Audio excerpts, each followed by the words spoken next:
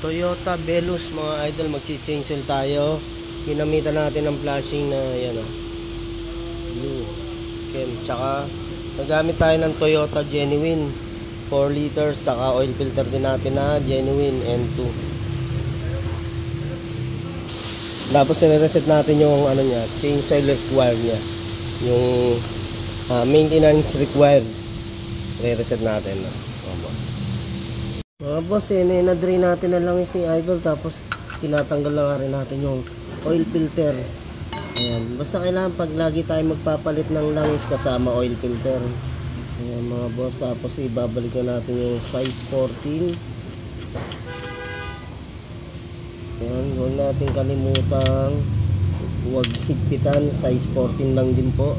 Ayan mga idol, tapos kabit na rin natin yung oil filter dito lang sa tabi ng yan.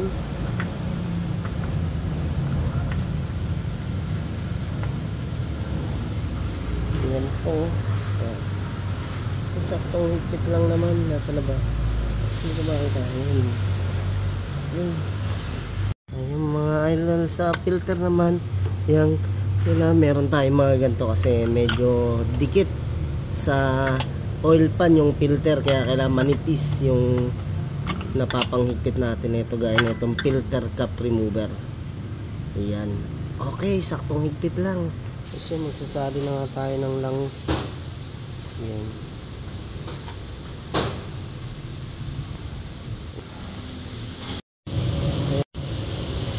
pang 4 liters natin. Okay mga idol, start natin. Ayan, reset natin yung deterioration oil deterioration warning. Ayan, punta tayo sa settings. Ayan, settings. Tapos hanapin natin yung oil deterioration warning reset. Ayan, lumabas na mga boss.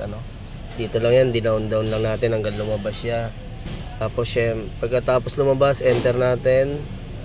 Ayan, mga idol, pagkadating ng enter yan, pupunta lang tayo sa yes. Okay, tayo, arrow up. Ayun, yes. Eto mga idol, naka-start yung engine nito kaya wala nang problema. Pwede nyo reset na naka-start ang makina. Siyempre bagong change oil din natin. Tapos pag nasa yes na tayo, active, punta tayo sa enter na natin. Ayan, reset complete. Ayun, okay na, na-reset na natin. Okay, balik tayo sa ayan, okay. Ayan, wala na mga boss.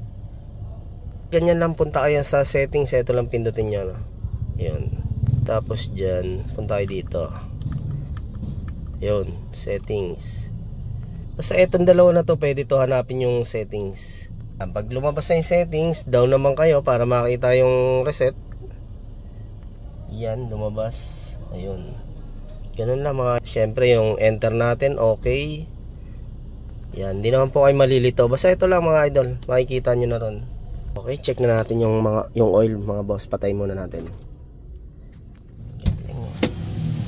Ayun mga boss, wag natin ubusin yung 4 liters dito sa Toyota Velus. Halos 3.5 lang din po ang laman, kaya 3.6 liters. Kaya kanina nung dinala ni boss dito, sobra yung oil. Ito yung natira natin halos 300 ml.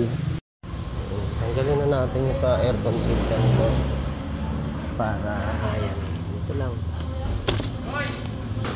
Pwede na ibaba natin. Tapos ito, bunutin na natin. Dumi, kailangan talaga linisin.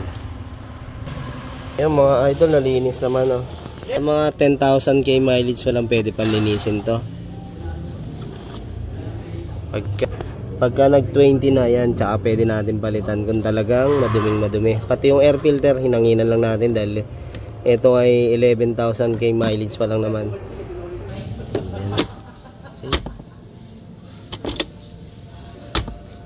Ayan, okay na. Tingnan natin kung talagang wala na rin yung required maintenance ni boss.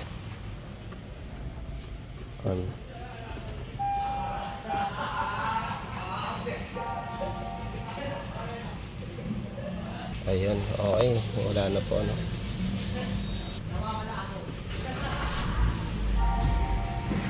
Okay. Ayos, clear na mga boss.